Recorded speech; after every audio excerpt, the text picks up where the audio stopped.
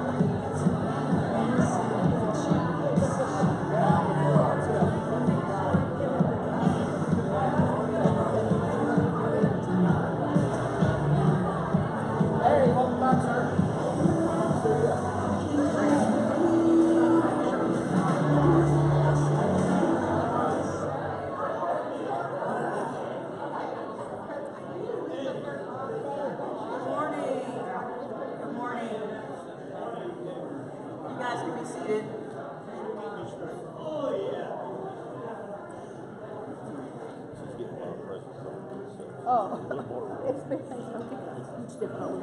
we get into our announcements today, I just want to pray, and I also want to just remember someone in our church, Nicole, lost her mom this past week, and we just want to just take a moment just to pray for her and her family during this time. So if you would just join with me, just praying for her comfort during this time. And if you guys would like to go to the visitation, it will be Tuesday from 6 to 8 p.m. in Pleasant Hill.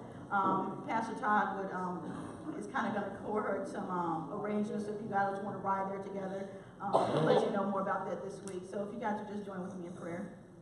God, we just thank you for today. We thank you that we can come into your house and worship. Lord, we ask that you would just meet us here through all the things that we've been through this week. And also just be with Nicole and her family. God, we don't understand the pain, but we can be there for her and just help her along the way. God, I just pray for comfort for her and her family during this time. And we just thank you. We just ask that you would just show up in a great way and meet us here for service. We love you and thank you. In Jesus' name we pray. Amen. Amen. So my name is Courtney. I am the youth pastor here at Bethel. And before I welcome our first-time guest, I would like to welcome our pastor, who is on vacation. So if you see him today, he's on vacation. And him and Arnetta are going to celebrate their anniversary this upcoming week. So if you guys want to just congratulate them on their anniversary and just say hi.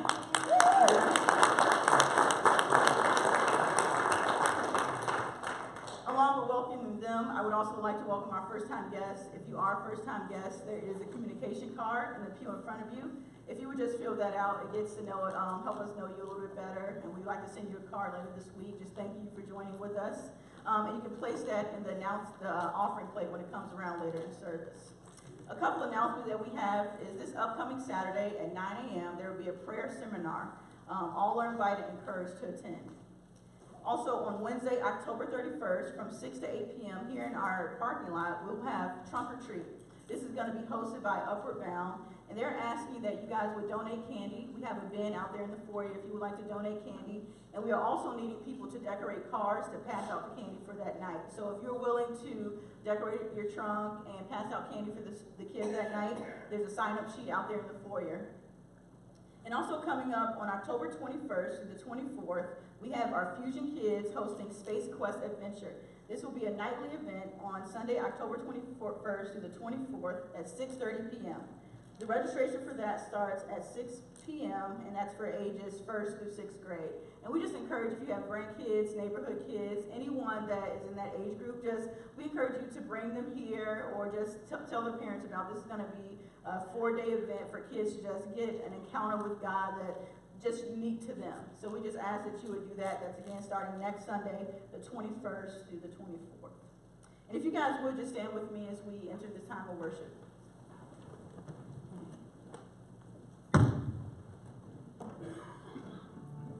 Amen. We're going to sing a new song this morning, church.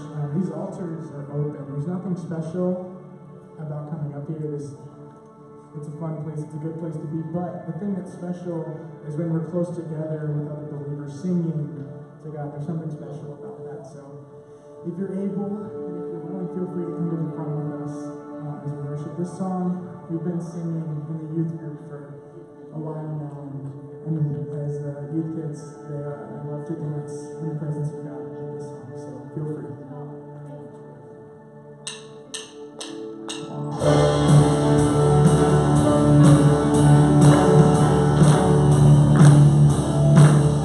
I was buried beneath my shame. Here we go, yeah. Who could carry that kind? Okay. It was my time.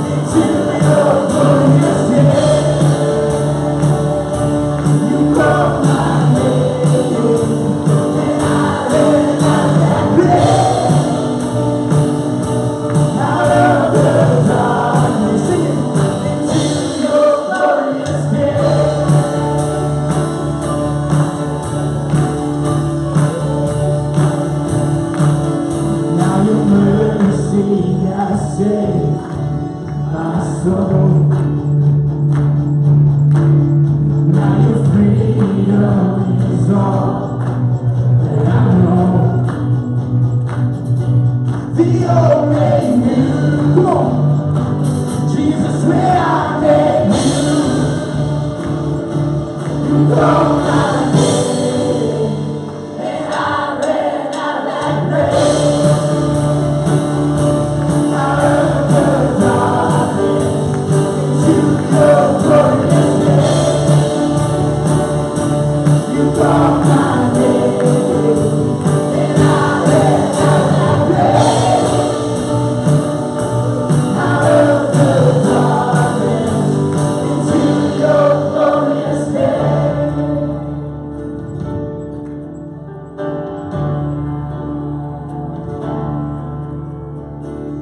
I needed rescue, my sin was heavy. The chains break at the weight of your glory. I needed shelter, I was an orphan.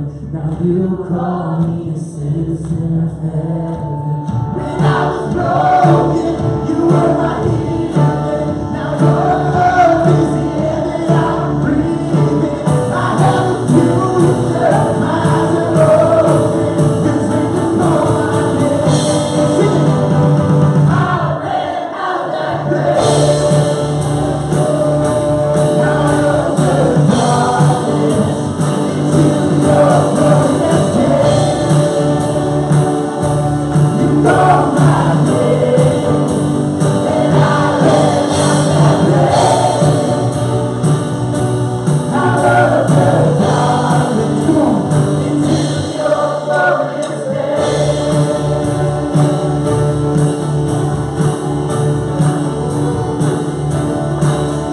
Let's praise him this morning.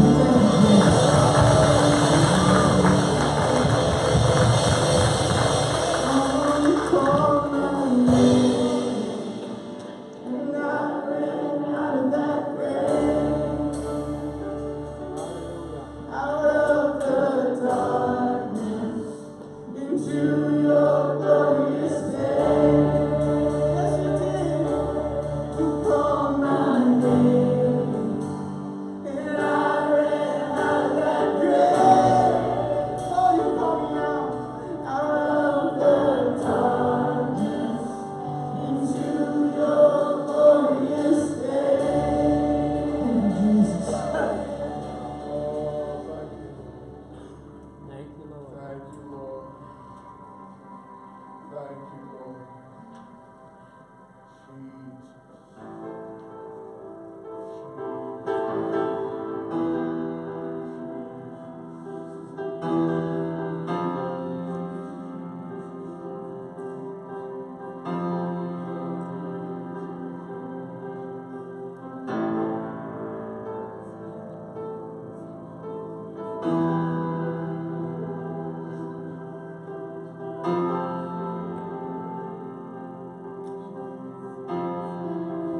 Sing this one.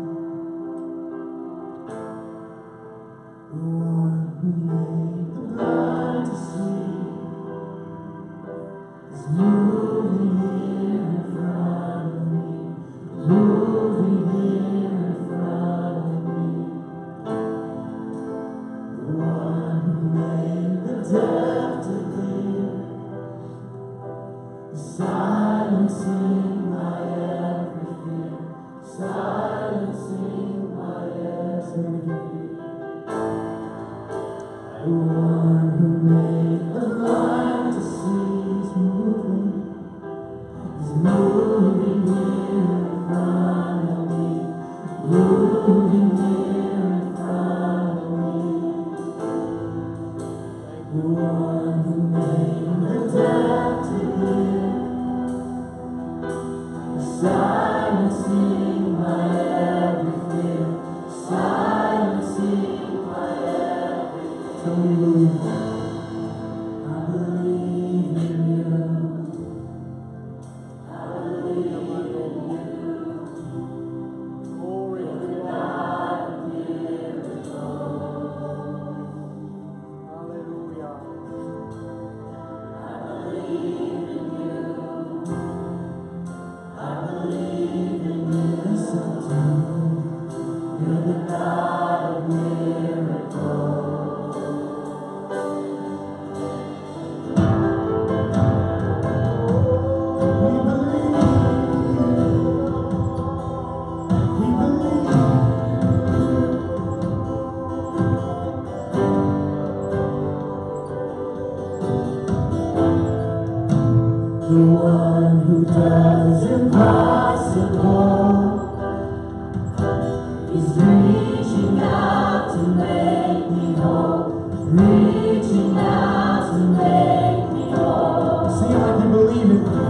the one who put death in his place.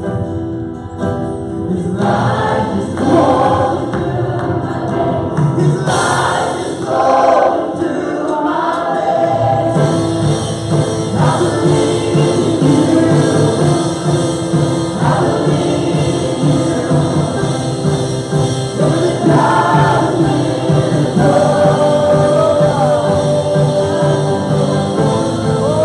I believe in you. I believe in you.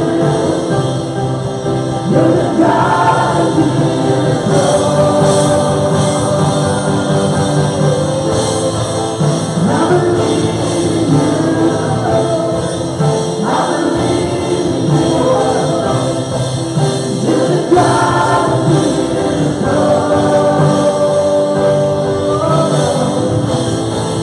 I believe in you.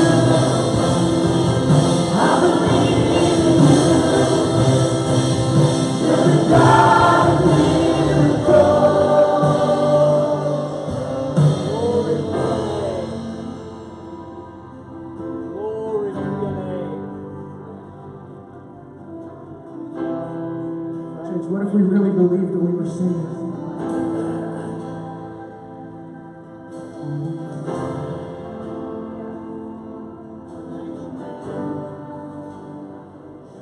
If you need a miracle, ask for it this morning.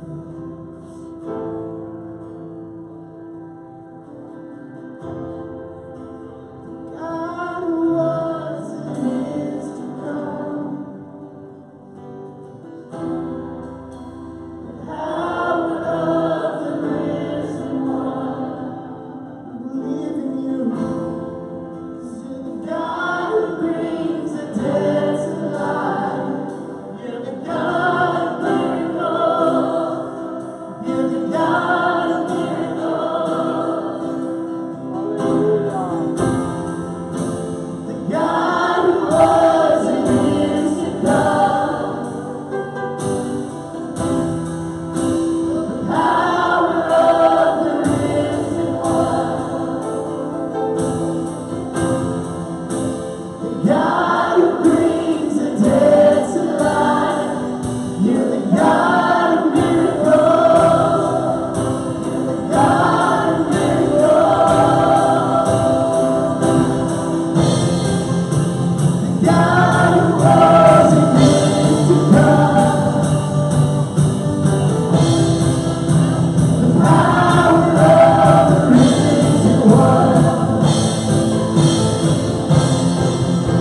The God who brings the dead to life. You're the God of miracles. You're the God of miracles. I believe in you. I believe in you. You're the God of miracles. I believe in you. I believe in you. You're the God of miracles. Church, right now, if you're in need of a miracle this morning, In the name of Jesus. would you either lift up your hand, would you step out in the aisle in church? Can we be the church? Can we pray for those who need miracles this morning? Maybe it's financial, maybe it's physical. But look around, look for hands lifted. My Lord, my God. Thank you, Jesus. Thank you, Lord. Thank you, my Jesus. Thank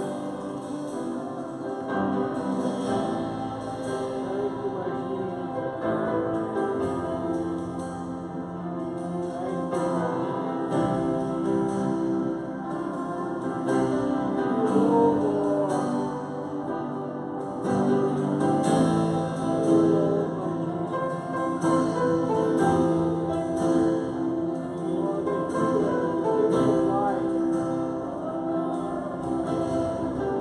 Now can we declare this over these situations? I believe in you. I believe in you. I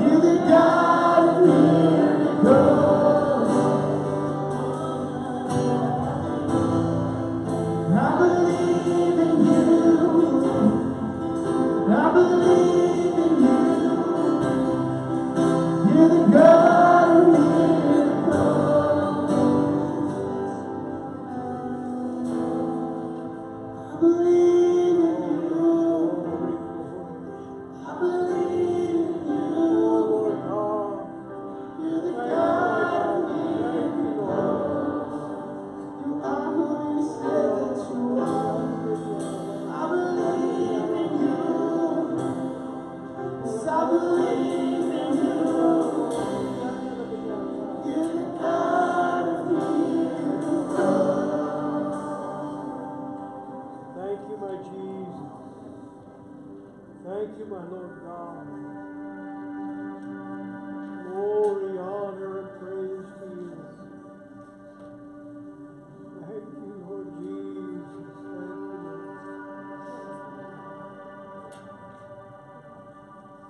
you, Lord.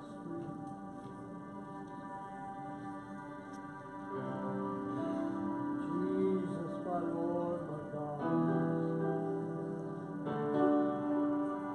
Glory, glory to your name.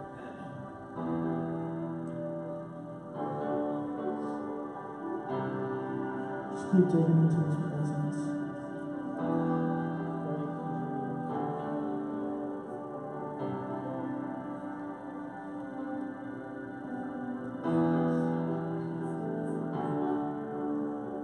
God of creation, there at the start, before the beginning of time.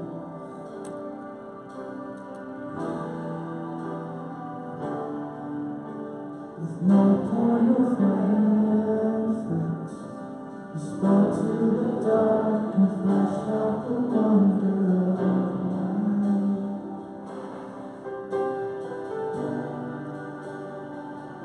And as you speak, 100 billion galaxies are born.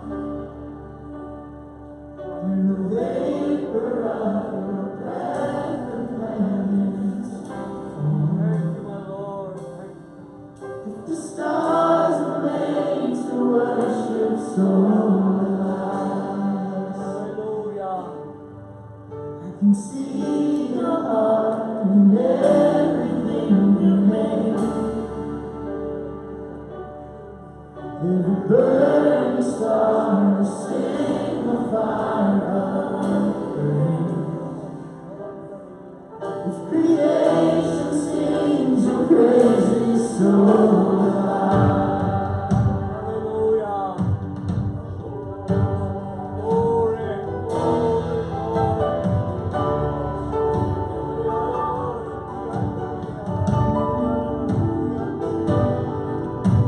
God of your promise, you don't speak in vain, no syllable empty or void.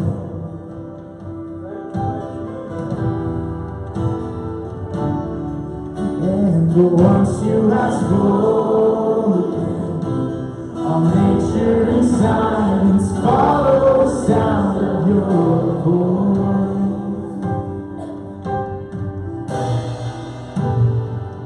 And as you speak, 100 billion creatures catch your breath, evolving in pursuit of what you said. If it all reveals your nature, so I can see your heart in everything you say. Every grain in sky to canvas of your grace. If creation still obeys you, so will I. glory and honor. So will I. Glory to your name. So will I. Hallelujah. Hallelujah. Glory and honor.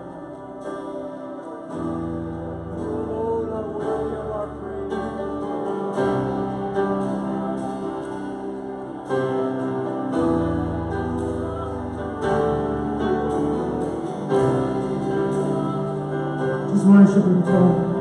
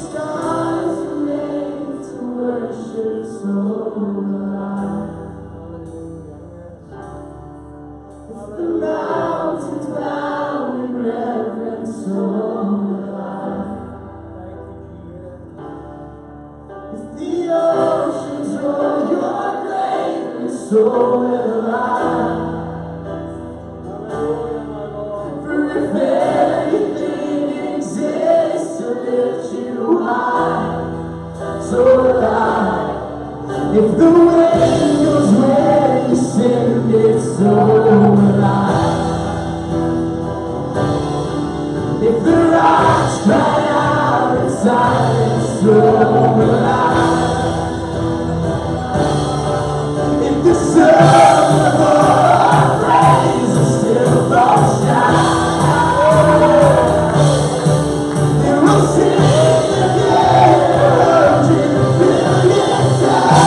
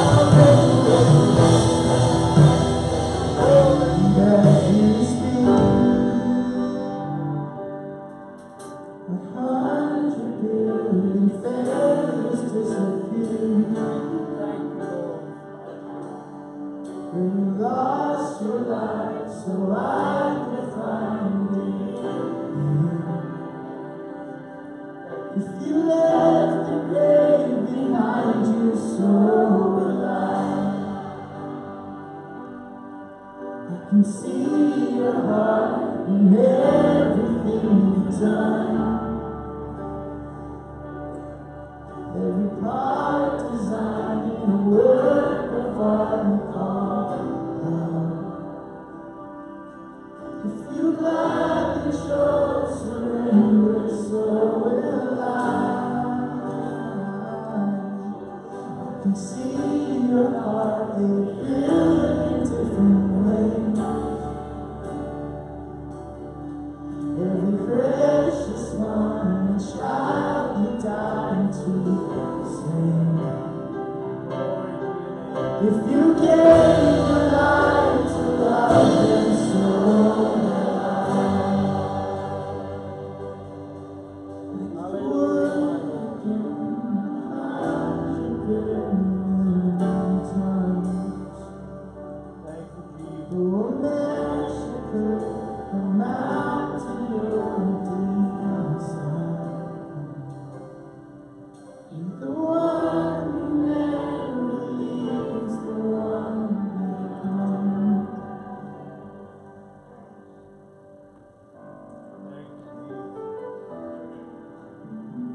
Thank you, Lord God. Lord, we thank you that many of us were at one point the one that you went after. God, I hope that as we sing praises to you and we glorify you today, that we would know there are still many of those who are lost. Yes. And God, we would leave everything. We would leave our comfort. We would leave our security, and we would do what you did, and we would go after that person. There's no greater love than a friend to lay down their lives for another friend. God, today as we're reminded about the love that you have shown for us by dying on the cross, let us show that same love to the world by loving one another as you have loved us. Yes. God, we thank you for this moment that we get to come into your presence and give you worship. God, we thank you for your grace and your mercy that you show us each and every day. Lord, continue to just show us your presence throughout the service. And it's in your name that we pray. Amen. You guys can be seated.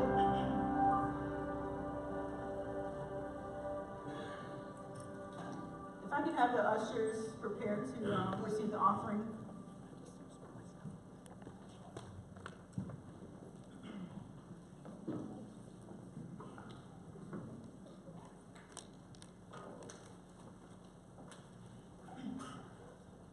Lord, we just thank you that we get a chance to give back what you've already given to us by giving our tithes and our offerings to you to further your kingdom. Lord, we pray that you would just bless the giver and the gift that is being received at this moment. And it's your name that we pray. Amen.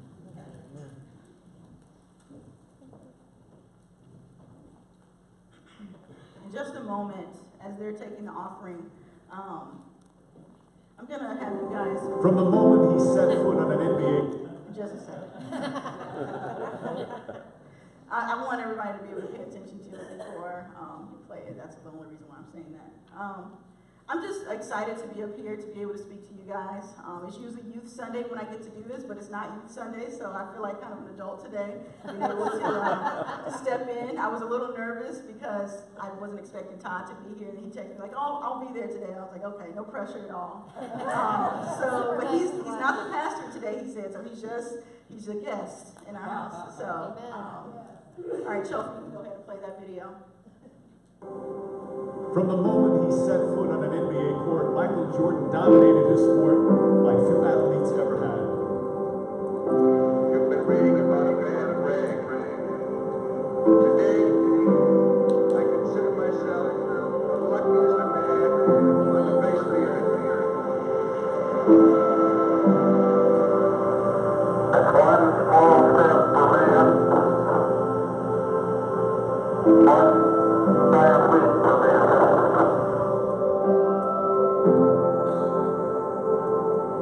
It was beautiful, historical, artistically subtle in a way that science can't capture, and I found it fascinating.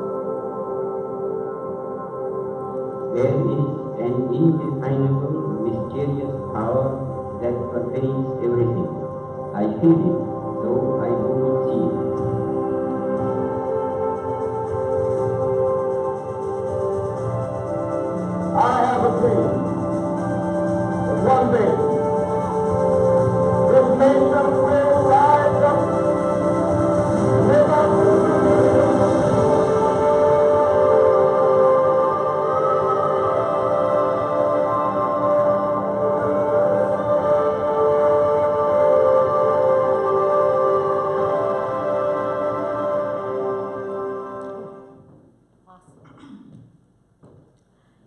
probably heard the term, or maybe not, YOLO, right? It went around, it's probably played out by now, but YOLO was something that people would say, I don't know why, but they chose to just, announce that whenever they were doing something. And it stood for you only live once. But today we're going to kind of reinvent what that term means. And for me, it's you only legacy once. And so today I'm going to be talking about legacy. If I were to ask you to think of one or two people throughout history that you could say had a great legacy, who would come to mind? Maybe some of the people that you saw in the video, Michael Jordan, Dr. King, Neil Armstrong, those people that in history who have passed away, or maybe are still alive, but they've done something that people can remember. They have a legacy. Maybe when I ask you that, the people that come to mind are maybe an athlete, a writer, a poet, a president, maybe a soldier. When you begin to think about these people, what about them made them come to your mind? What have they done that made them the first person, when I said legacy, that popped into your brain? What makes a person have a great legacy? When I think of legacy, I think of a person who has had an outward focus that impacts other people, commitment to whatever they are doing, and passion to do whatever it takes. Outward focus, commitment, and passion. A person who leaves a great legacy leaves something worth being continued on. Worth somebody else looking and saying, what you've done, I want to carry this on. That's a legacy. And today we're going to look at the legacy of Elijah. Elijah was given the task to pass on the mantle to Elisha. And I want you guys to turn with me in your Bibles to 1 Kings chapter 19. It will be up here on the screen. It's 1 Kings chapter 19, verses 19 through 21. And bear with me with Elijah and Elisha. My Chicago accent sometimes doesn't help me with that kind of thing, but I'll do my best. So Elijah went from there and found Elisha, son of Shaphat. He was plowing with 12 yoke of oxen, and he himself was driving the 12th pair. Elijah went up and threw his cloak around him. Now this represents that Elijah was taking Elisha under his wing to pour into him. Verse 20. Elisha then left his oxen and ran after Elijah. Let me kiss my father and mother goodbye, he said, and then I will come with you. What I have done, Elijah replied, what have I done to you? Verse 21, so Elijah left and went back. He took his yoke of oxen and slaughtered them. He burned the plowing equipment to cook the meat and gave it to the people when they ate. And then he set out to follow Elijah and become his servant. Now, when I found out that I was going to be preaching on legacy, it was difficult, honestly, for me to think of a famous person worth sharing about. Todd asked us, hey, I want you guys to think of somebody, a legacy, a famous person. I'm just like, I like famous people, but it's nobody that really grips me that I'm like, I want to get up there and I want to speak about them. And so week after week, he would like, have you found your person? I'm like, no, not yet. And I'm just thinking, like, who could I try to muster up to talk about? And when it dawned on me, it was like, there's no famous person that's directly impacted my life. And so when I began to think about who I wanted to speak about today, it wasn't my mom, my siblings, my grandparent, but it was a college professor. I've known him for 6 years. He had a great impact on my life during college, and he left a great legacy. He was my communication professor, Dr. John. And so I want to go back to Elijah and Elisha for a moment. This relationship starts out with Elijah realizing that God has asked him to choose Elisha to continue the legacy of being a prophet. Any mentor relationship has to start with the mentor or mentee reaching out to begin that relationship. And God knew that at some point Elijah would not be around anymore. And he needed to carry on what he wanted to speak to his people through a prophet. And so he used Elijah to reach out to the next generation to say, this is who I want to carry on, to speak on my behalf to my people. And so this is how the story goes of Elijah choosing Elisha. Now, when I decided that I was going to come to QU, the only thing that I knew is that I was going to be studying communication. I was coming from Chicago, 5 hours away. And the only thing I knew is that I liked TV, and I liked video, and I liked to make things. And so I wanted to study communication because one day I wanted to work for a TV station and press all the buttons in the control room and do all those things. And that was my passion. When I chose QU, I would say more like they chose me, because they came to my school, and you know how they have the college fairs, they come and they sign up and all the things, and I just wrote my name down, like I don't know what Quincy is. And so I just put my name down, and for the next several months, I would say that QU stalked me. They would call me, they would email me, they sent me, I don't even know how they did this, they sent me a postcard with my name like inscribed on a windshield and like snow written out, like, Courtney, we want you. And so they would call, and I'm like, okay, I have to call these people back because they're calling me constantly. And so when it came time to fill out my application, I really had no other schools looking at me, and so I was like, I guess QU is going to be the school. And so that's the only college I applied to, was QU. And luckily I got in. And so when I think about Quincy and QU, I'm thinking, I really didn't choose them, they chose me. It was something about this place, God knew that I needed to be here. But I remember before I came to campus that August, you have to go, in the spring to fill out your classes, to get all the things, to meet your advisor, things like that. And Dr. John was my advisor. And so I remember going to meet with him with my mom. And the first thing I noticed, I was like, he has a weird mustache. That was the first thing I saw. And his wedding ring was kind of like a green emerald. And I was like, okay, he's different, he's unique. And as my mom was sitting there with me in his office, all I could think about was, I've never been away from home, and I'm going to leave, and this is the guy who's going to help me find my future. I was sitting with him planning out the next 4 years of my life. My mom was, of course, sad and worried and crying already because she was going to be leaving. And I was going to be 5 hours away from home. As we sat with Dr. John, my mom said to Dr. John, please look after my daughter. And I remember the words. I remember like it was yesterday. As I'm sitting there with my mom and him, he said to my mom, I'll take care of her. Now, of course, teachers are going to say that, it's their job to take care of their students, to teach them. But it was something about those words and the way that he looked at us that I knew that he meant it. I wasn't sure exactly what that meant. I'll take care of her. I'm like, okay. But I can say that I never had anyone invest in me as much as Dr. John did. Such as Elijah put his cloak on Elisha, Elisha left his home to follow Elijah. And I can think back now and say, I left home not knowing what would happen. But when Dr. John said that he would take care of me, I decided that it was okay to stay in Quincy and follow his lead. A person who has a great legacy has an outward focus. Elijah had an outward focus as he was looking to the next generation of prophets. Dr. John had an outward focus as he wanted to teach all that he had learned and pass it on to his students.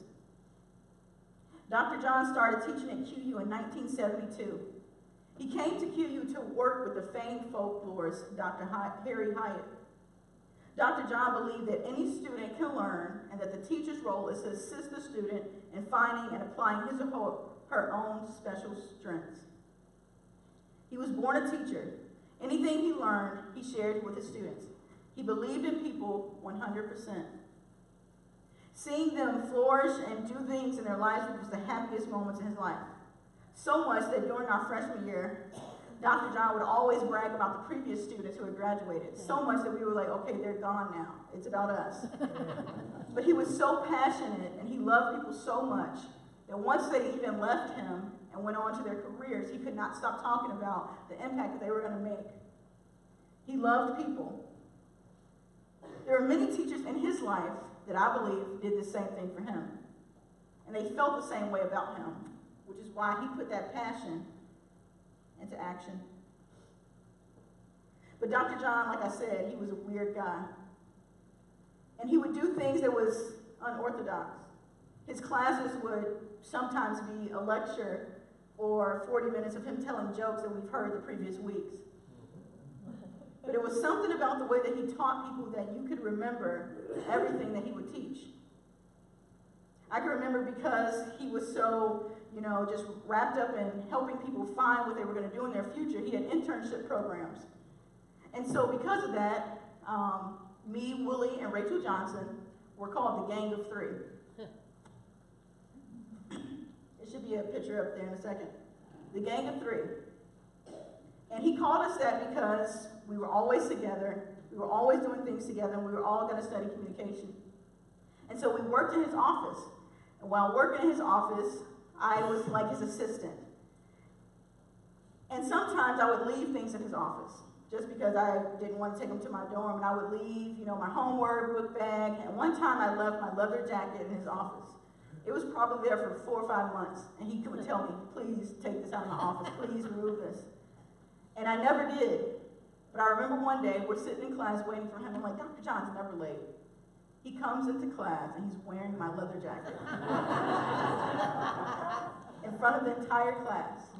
I wasn't sure how he could fit my leather jacket, first of all, and why he decided he should do that. That's the kind of man he was. He was serious, but he was never serious. And during that time, when the Gang of Three was in his internship office, he gave us all nicknames. And the nickname that he gave me, which I didn't understand back then, is called Cracker Jack. And this is what he would call me. And I began to look that up, like, what does this mean? This doesn't sound like it's a good thing. But it meant all-knowing. And he made a plaque, and I had a desk. He made a plaque for Willie and Rachel. And we would come in there, we're students, we're freshmen, but this teacher has made a plaque. And all we're doing is just putting in data into the computer. But he cared so much about us. But he would come to me with anything broke, when anything needed fixing, and he would call me his Cracker Jack. If anything was messed up, he would come to me and I would fix it. For the next several years, Elijah poured into Elisha to prepare him to be God's next prophet. And during that time that Elijah is pouring into Elisha, Elijah performs several miracles. And he's walking next to his mentee, showing him the way, showing him what he will be doing in the future. In 2 Kings chapter 2, verses 1 through 6, it says, when the Lord was about to take Elijah up to heaven in a whirlwind, Elijah and Elisha were on their way to Gilgal. Elijah said to Elisha, stay here. The Lord has sent me to Bethel. But Elisha said, as surely as the Lord lives and as you live, I will not leave you. So they went down to Bethel. The company of the prophets at Bethel came out to Elijah and asked, do you know that the Lord is going to take your master away from you today? Yes, I know, Elisha said, so be quiet. Then Elijah said to him, stay here, Elisha. The Lord has sent me to Jericho. And he replied, as surely as the Lord lives and as you live, I will not leave you. So they went to Jericho. The company of the prophets at Jericho went up to Elijah and asked him, do you know that your Lord is going to take your master away from you today? Yes, I know, he replied, so be quiet. Then Elijah said to him, stay here. The Lord has sent me to the Jordan. And he replied, as surely as the Lord lives and as you live, I will not leave you. So the two of them walked on. Going into my sophomore year of college, it was a bit of a struggle for me. During that summer, I got the bill in the mail that said I owed a certain amount of money. And I realized that I couldn't afford to go back to QU. And so although my mom had taken out all the loans she could, and I did everything that I could, it was still not enough. And so knowing the great first year that I had meeting Dr. John and just all the things that I was doing in the communication field, to now be so close to continue my education, and here's a roadblock saying this amount of money is going to stop you from going back to school. And I didn't have the money. It was a hard time for me knowing that my future was at stake. I called Dr. John often. I emailed him. I was telling him I might not be able to come back. And the both of us were pretty sad. And it was a week away from school starting, and he told me to just come anyway. I'm like, you realize I'm just going to come 5 hours and just hope that there's money. He's like, just come anyway. And I trusted him. I'm like, okay, Dr. John said, just come anyway. Something's going to happen. And on the day that the money was due, I received a scholarship for the exact amount that I needed to return. Hallelujah. And I'm still not sure the strings he pulled, how to get me back in QU. And he didn't just do this for me, but he did it for Willie as well. That same year, Willie needed money to come back. And both on the same day that it was due, we both got a scholarship. And somehow, Willie was given a black folklore scholarship. And as I said, that was Dr. John's passion. He didn't directly tell us how he got the money for us or what he did or who he called, but he knew that he would do whatever it took to get his students back. He would often pay me ridiculous amounts of money to do really nothing in his office, like put together a grant book that he was going to receive for the internship program that was worth $40,000. And he said, hey, you as a sophomore, I want you to put this proposal together for me. And I'm like, okay. It took me all of 3 hours. He paid me $500 to do that for him. He cared about people, investing in them, showing them the way. He was committed to students. He helped me get every job that I had in college. He loved everyone that he met. Elijah and Elisha were committed to each other. I have a picture of the gang of 5. This was during our graduation. His wife was also a teacher. They met at QU and got married at QU, and she was a communication major as well. And so the gang of 3, me, Willie, and Rachel, became the gang of 5 when we graduated that day. And this is the picture that we took. It says in 2 Kings, 50 men from the company of the prophets went and stood at a distance, facing the place where Elijah and Elijah had stopped at the Jordan. Elijah took his cloak, rolled it up, and struck it with the water. The water divided to the right and to the left, and the two of them crossed over on dry ground. When they had crossed, Elijah said to Elisha, tell me, what can I do for you before I'm taken away from you? It says, what can I do for you before I'm taken away from you? Remember that outward focus. The important question that Elijah asked was, what could he do for his mentee? That's a person who cares more about what he leaves behind than what he does when he's there. Elijah went on to answer this by saying in verse 10, let me inherit a double portion of your spirit. You have asked a difficult thing, Elijah said. Yet if you see me when I am taken away from you, it will be yours. Otherwise, it will be not. He says, what can I do for you before I leave? He didn't ask for a material thing from his mentor. He didn't ask, hey, can you teach me all the cool things that he said, give me a double portion of your spirit. Something that no one can take away from him. When a person has made an impact on your life, you want to carry on what they've done. You want to continue that legacy. Material things will fade away. But Elisha knew that his spirit of his mentor would last forever. I've understood this as Elijah telling him that if he stays with him to the very end, then he would pass on that mantle to him. 2 Kings chapter 2, verse 11 through 14 says, as they were walking along and talking together, suddenly a chariot of fire and horses of fire appeared and separated the two of them. And Elijah went up to heaven in a whirlwind. Elisha saw this and cried out, my father, the chariots and the horsemen of Israel. And Elijah saw him no more. Then he took hold of his garment and tore it in two. If you have ever lost someone, you can relate to what Elijah felt. His mentor had passed away. The person who invested so much into him was now gone. He'd helped him live out what God was calling him to do. Is now leaving. And as I think about Elisha, and I can think about the day when I found out that Dr. John had passed away.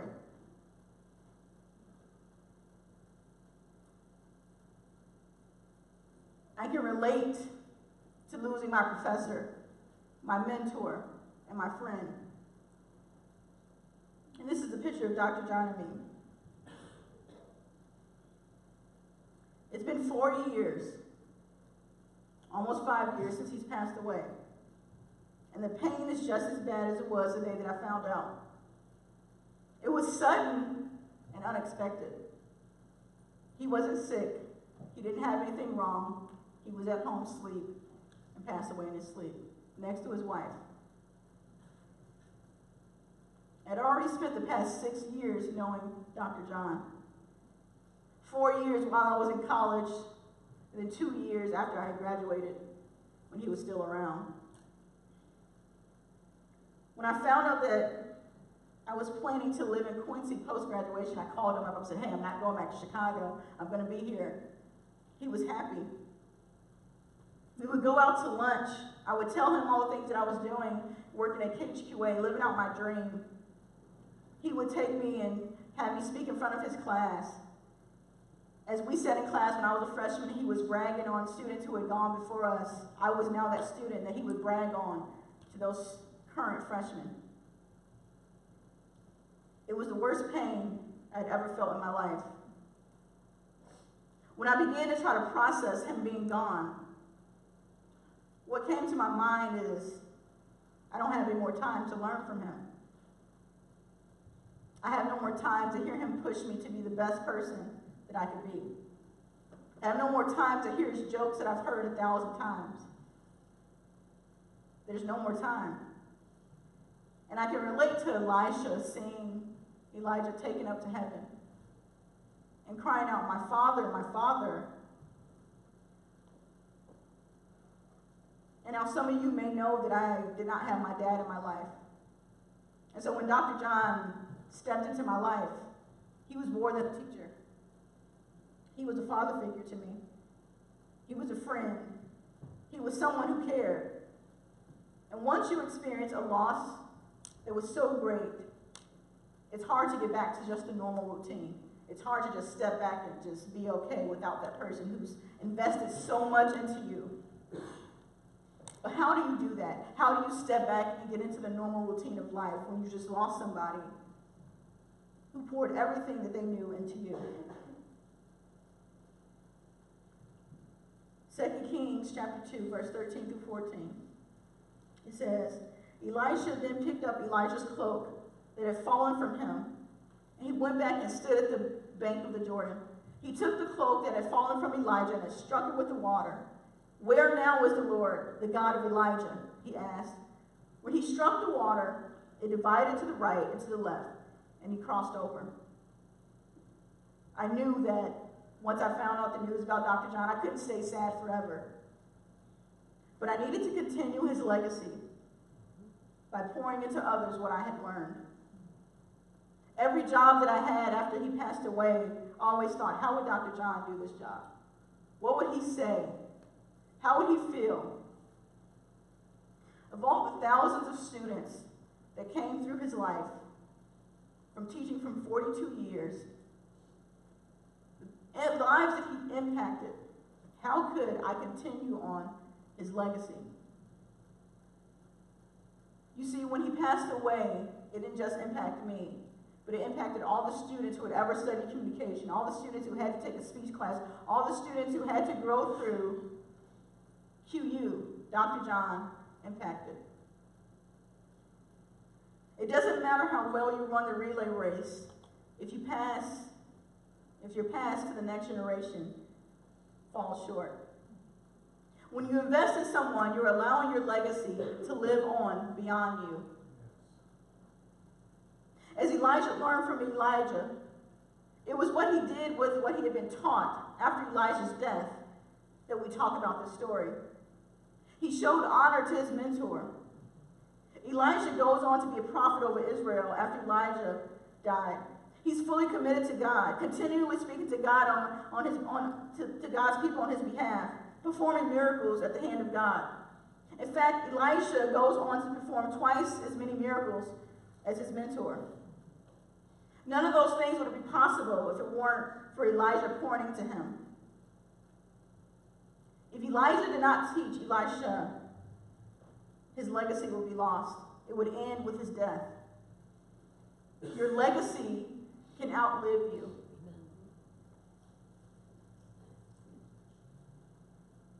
Dr. John never became a technical director, never worked for a TV station, never became a missionary, never became a pilot, never became a pastor, never became a sports announcer, never became a business owner, never became an IT person, or the countless other jobs that communication majors have. Even though Dr. John was a teacher for 42 years, because he poured into the lives of other students, he did become a pastor, a missionary, a pilot, a business owner. Because through us, his legacy continues. And some have gone on to do greater things, even greater things than he did.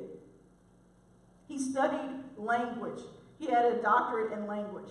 And so when you're on an airplane and you hear the languages translated, he did that. He was the reason why they had the languages translated on an airplane. He's also the reason why they decided that they needed to put outlets on a train. His legacy lives on through the students that he impacted. How will your legacy live on? Who are you impacting? If you would not be forgotten as soon as you are dead, either write something worth reading or do something worth writing. Dr. John impacted those who can never repay him. He impacted those who weren't in the field of communication. And many people who've come through Bethel are a result of Dr. John's legacy. Levi, who's a pilot, took classes from Dr. John. Mandy, who went on to do things in music, classes from Dr. John. Willie, Rachel, many of the students who were in that college group took classes from this professor. Our legacy can outlive us if we pour into someone who will continue that legacy for us. Will you live on even if you're physically not here? The great use of life is to spend it for something that will outlast it. What will you leave? How will you be remembered? Because there will be a day when someone will get up and say, this is who this person was to me. They've impacted me this way. But what you're doing now will matter what they will say about you. I vow my life to impact others the way that I was impacted. Not in the traditional way that most teachers would do, but getting involved in people's lives, getting to know them, getting to know their hurts, their failures, walking beside them through dark times. Those are the moments that matter in life. Can you think of a teacher or a friend, a co-worker, someone who's impacted your life? What mantle will you leave behind? Because when Dr. John passed away, I felt like everything was over. How could I continue on to fill his shoes? But I realized that I wasn't going to fill his shoes, but I was going to continue to carry his shoes on to the next generation, next people that I would invest in. And even though I didn't become a communication major, I became a youth pastor. These are the students that I want to impact. These are the students I want to invest in. That through all the times where I'm with them at games and pouring into them, I want them to be able to say, after I'm gone, she invested in us. And my legacy will live on. How will you outlive yourself? Because there will come a day when we can't speak for ourselves, but our legacy will be able to speak for us. You only legacy once. How will you do it?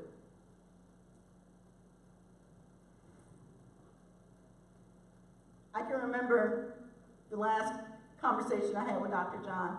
I had just been asked to be the youth pastor here, and I'd just been promoted to the full-time technical director, and I looked up the email, and I emailed him and said, guess what, I just been promoted.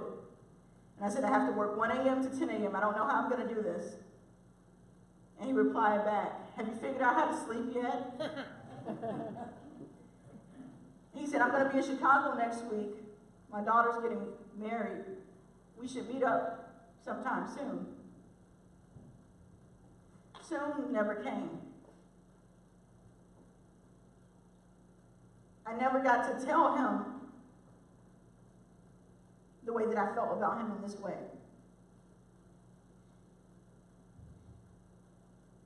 Legacy can outlive you if you invest in others. Luke, would you come back up to the stage for me? Elijah poured in to Elisha. He knew that God had called him to take what he had learned, this mantle, and give it off to someone else. I'm asking you guys today, as life, we don't know when that end will come. But what will people say about you once you're gone? What will the funny memories be? What will be the memories when you've impacted someone? Because I wish he was sitting here.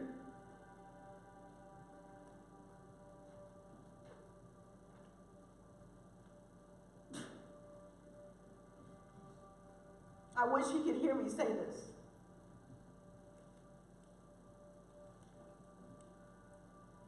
I wish he could see me become a full-time youth pastor.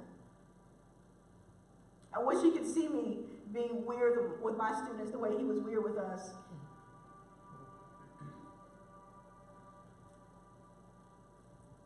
And even though he's not here physically, I want to carry on his legacy. God, I just thank you for today. Lord, I pray that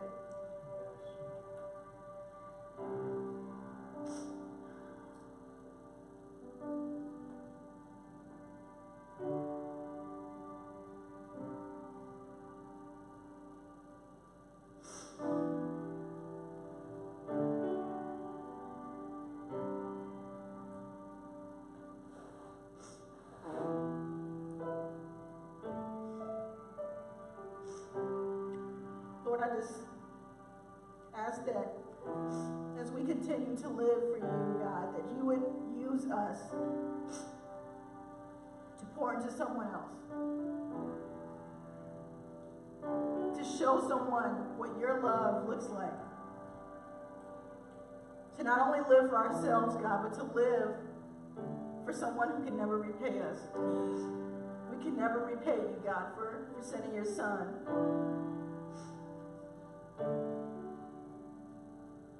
Lord, I ask that as we hear about Dr. John's life, we remember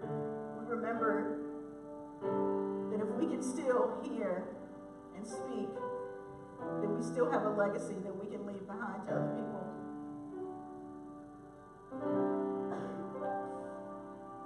Lord, I thank you for allowing me to be able to pay homage to my mentor who could never hear me say this. But everything that I do in my life, I hope that Dr. John will be proud.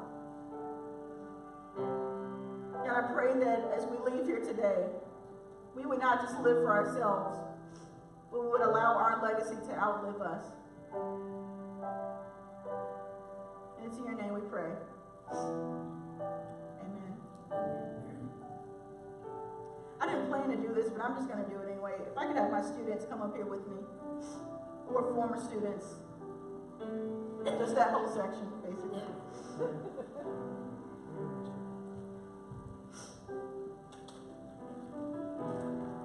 Just come up on the stage.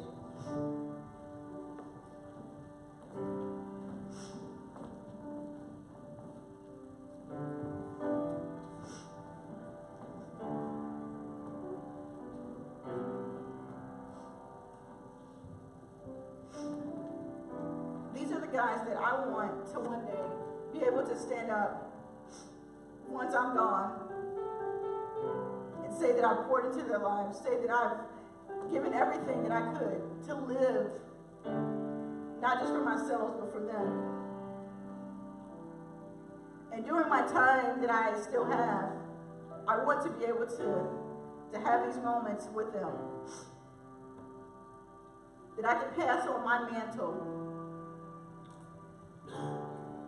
That I can pass on what God has put into my life to the next generation.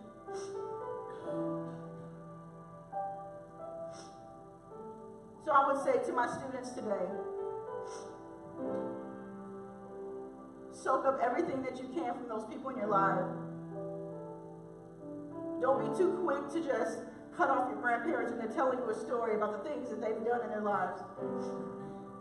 Pay attention to the weird teachers, because one day they will be the ones that you can say, I'm here today because of them.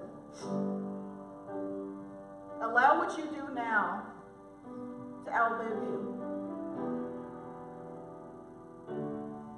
Never be ashamed to try to leave a legacy for people. And never be ashamed to stand up and live out Jesus' legacy in front of the whole world. If you guys would stand with us, we're going to close in worship today.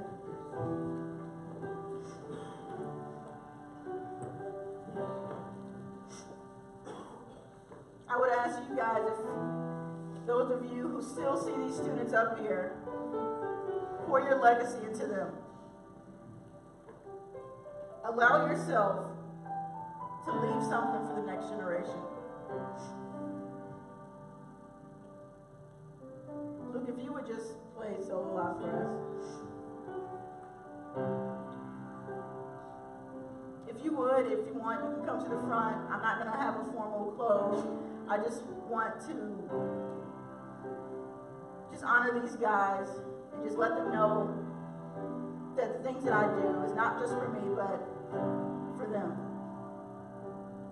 God, I just ask as we in this time just giving you glory, God, that you would continue to use us in ways that we couldn't even imagine. God, that you would use everything that we think is pointless and worthless to teach others. God, that we would not be so concerned with ourselves that we miss how we could continue to live on beyond ourselves. God, use our spirit, use your spirit to pour into the lives of others around us. We ask this in your name. Amen. Amen.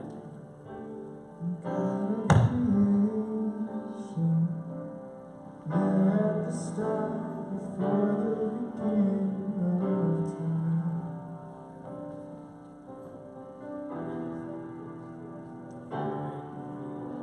With no point of reference, you spoke to the dark and fleshed out the wonder of God.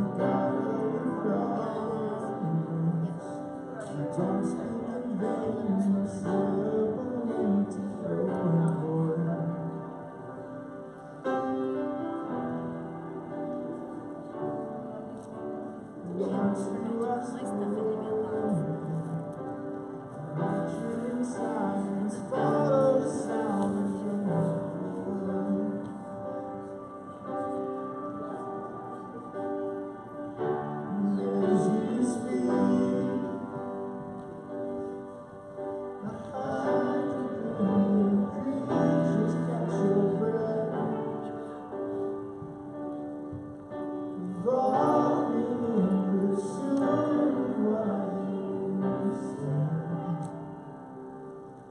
If it all reveals your nature so alive, I can see your heart in everything you say.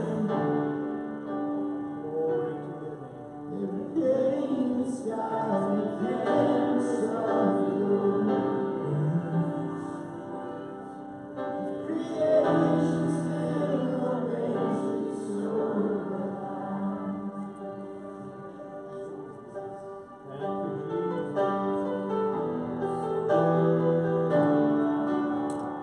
Thank you, my Lord. The stars are meant to worship so alive. The mountains bow in reverence so alive.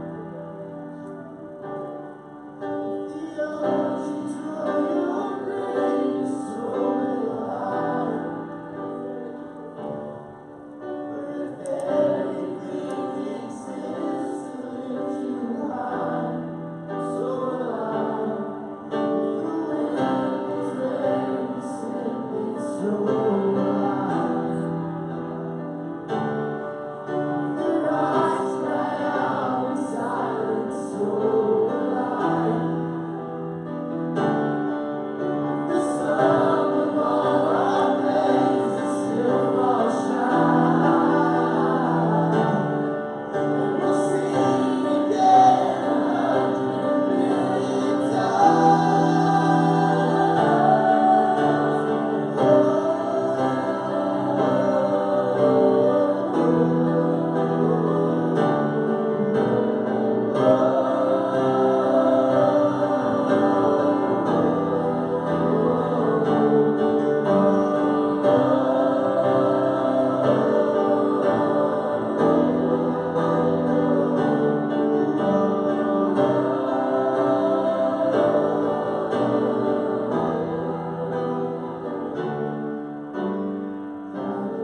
Salvation,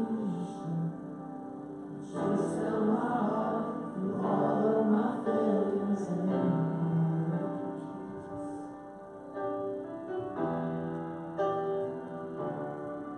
on a hill you created, the light of the world, abandoned in darkness to die.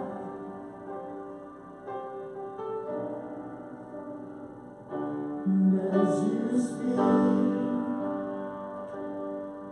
100 million failures disappear. They lost your life, so I could find it. If you left the grave behind you so alive, I can see your heart in everything you've done. Every part designed in a work of art called love. If you're glad that your surrender so alive, I can see your heart in a billion different ways. Every precious soul, a child you died to save. If you gave your life to love and so alive, like you would again 100 billion times. What measure could amount to your desire? You're the one who never leaves the one behind.